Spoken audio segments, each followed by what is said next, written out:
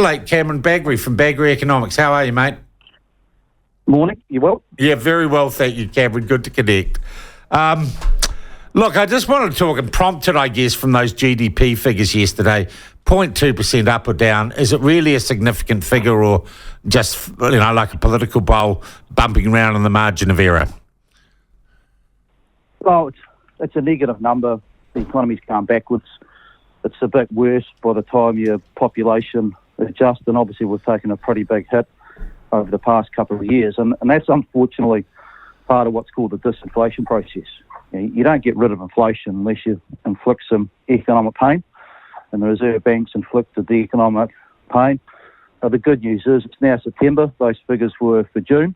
We're now coming out the other side. The seeds in an economic upswing, albeit one of modest proportion, has been laid for 2025. So the worst is past us. We've turned the corner, but we've still got a whole lot of structural issues to address across this economy that monetary policy, i.e. lower interest rates, can't fix. All right. So, and that's really what I was going to say. Are we through a tough winter, Cameron? And everyone's talked about it. Try to survive till 25 has been the catch cry.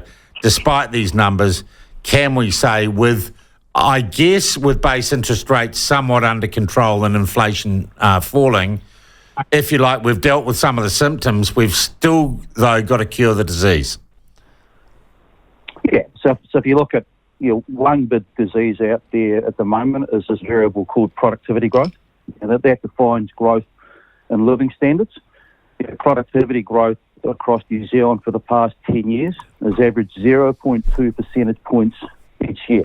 So we've been going nowhere. We're stagnant, and that defines living standards that are not really moving up at a decent clip. And we've got to have an all-out go at getting productivity growth on an upswing mode. That's doing things smarter, being a bit more efficient with resources, because if we do not get productivity growth up, then our living standards are not going to be improving. And that economic upswing that people are penciling in for 2025 is going to peter out pretty quickly.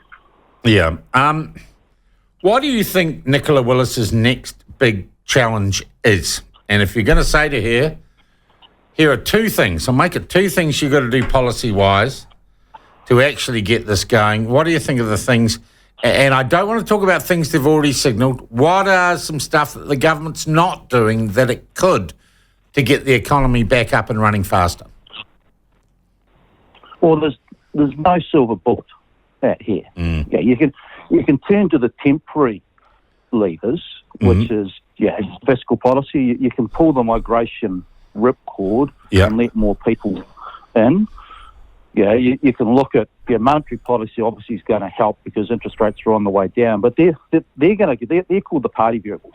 They can lift your economy up temporarily, but unless you get the underlying workings of your economy, the economic foundations in regard to productivity growth, your infrastructure, your education sector, which is what she outlined this morning, starting with education. She basically gave us 5 points.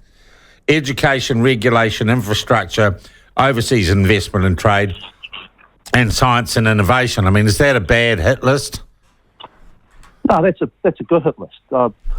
And there are deposits being laid down in each sector. Obviously, there's been a few changes coming through the education sector, but these are slow burners. These are no magic fixes. Getting rid of all those potholes or getting rid of a whole lot of those road cones around New Zealand, it's not going to happen overnight. Unfortunately, New Zealand's, we've got into a bit of an economic jam by 10 to 20 years of complacency, and we now need to shake the tree pretty vigorously to get New Zealand literally back on track.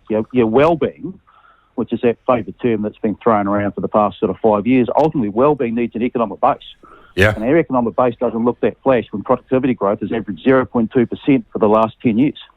I want to talk about one other area that I was going to mention. The Minister beat me to it. We've had some debate about here, Cameron, and that is energy policy. And the possible, and when the Nats look for something to blame, they say we are losing business because we went too doctrinaire on zero carbon and we put that moratorium on oil and gas exploration, and we killed our energy sector. Do you think that is a fair criticism? And I guess the fear is, so National takes the brakes, or the coalition government takes the brakes off oil and gas exploration and energy, but Labor says we're just going to put the brakes back on, which doesn't encourage investment and exploration in New Zealand. Has that been a major factor in our economic woes? That is a major issue, Sean.